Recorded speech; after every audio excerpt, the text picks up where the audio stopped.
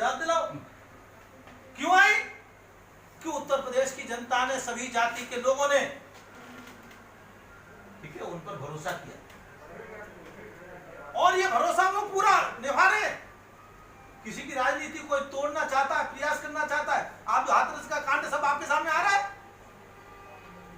घटना कुछ है, घटना को मोटिवेट किया जा रहा है, किस तरीके के लोग सत्यता की घटना को छिपाया जा रहा है। किस तरीके के लोग मोटिवेट कर रहे हैं हाथरस की घटना को? के ही नेता हैं जो योगी जी के खिलाफ एक तरह का षड्यंत्र रच रहे हैं, आप इससे सहमत हैं? भाई अगर भाजपा के ऐसे नेता हैं तो मैं उन्हें पार्टी विरोधी कहूंगा, अगर आपकी सूचना ठीक है तो। अभी मेरे पास कोई सूचना नहीं आई है कि कोई भाजपा का नेता ऐसा काम कर रहा है। अगर भाजपा का नेता ऐसा काम कर रहा है तो राष्ट्रद्रोहिता का काम कर रहा है, पार्टी विरोधी काम कर रहा है, दोनों काम कर रहा है।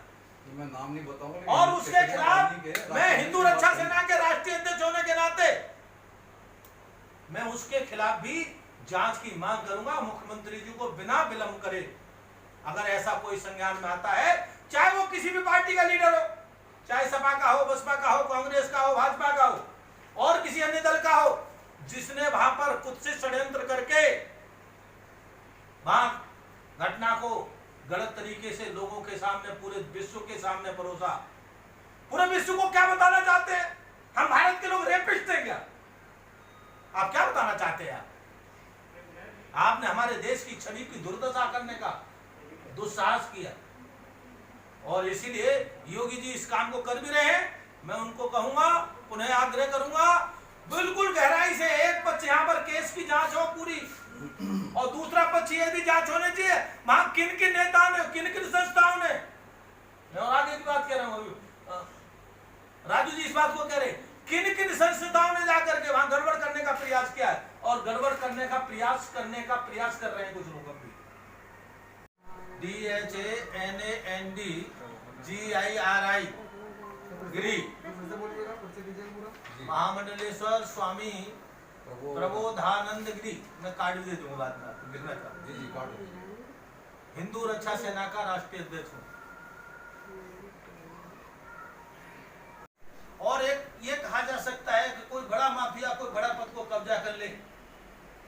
हम तो कभी फिल्मों में सुनते थे कि राजनीतिक और शासन और प्रशासन के पद कब्जे कर लिए जाते, लेकिन मैं पिछले कई दिन से यहाँ पर हूँ, लखनऊ में पता लगा है कि विधानसभा के प्रमुख सचिव का पद भी एक किसी प्रदीप दुबे नाम के माफिया ने कब्जा किया हुआ है। मैं कब्जा शब्द बोल रहा हूँ। कब्जा इसलिए है कि वो कोई नियुक्ति नहीं है, प्रतिनियुक्ति नहीं है, सेवा विस्तार नहीं है। इससे प्रदेश में क्या संदेश जाएगा?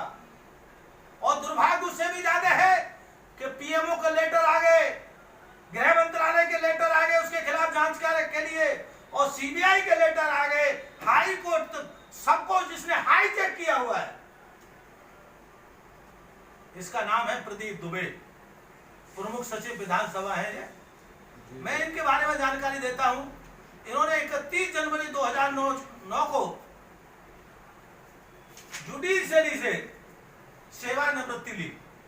सेवानिवृत्ति का कारण सरकार में काम, नौकरी न करना कारण होता है, कारण कई हो सकते हैं, लेकिन जब स्वेच्छा से सेवानिवृत्ति ली जाती है उसका अर्थ ये होता है कि मैं नौकरी करने में असमर्थ हूं। लेकिन चमत्कार, यह 13 जनवरी 2009 को स्वैच्छिक सेवानिवृत्ति ले लेता है, लेकिन ठीक उसी दिन आकर के विधानसभा में प्रमुख सचिव संसदीय कार्य बन जाता है। यह चमत्कार भारत में केवल एक चमत्कार है, दूसरा कोई होगा नहीं। यह कितना बड़ा षड्यंत्र है आप कल्पना खुद कर सकते हैं। और इसके आगे भी हुआ 2012 में इसको प्रमुख सचिव विधानसभा की नियुक्ति बसपा की सरकार में हो गई इसकी, बिना कोई एजेंडा निकाले हुए, बिना कोई सरकार का कोई गजट निकाले हुए, इतनी बड़ी पोस्ट पर। इसका मतलब क्या है? इसका मतलब यह है कि इस आदमी ने, इसका इतना बड़ा रैकेट है, इतना बड़ा रैकेट है कि कोई बोलने को तैयार नहीं है। आप मुझे क्षमा करें, पत्रकारों से बहुत अपेक्षा होती है।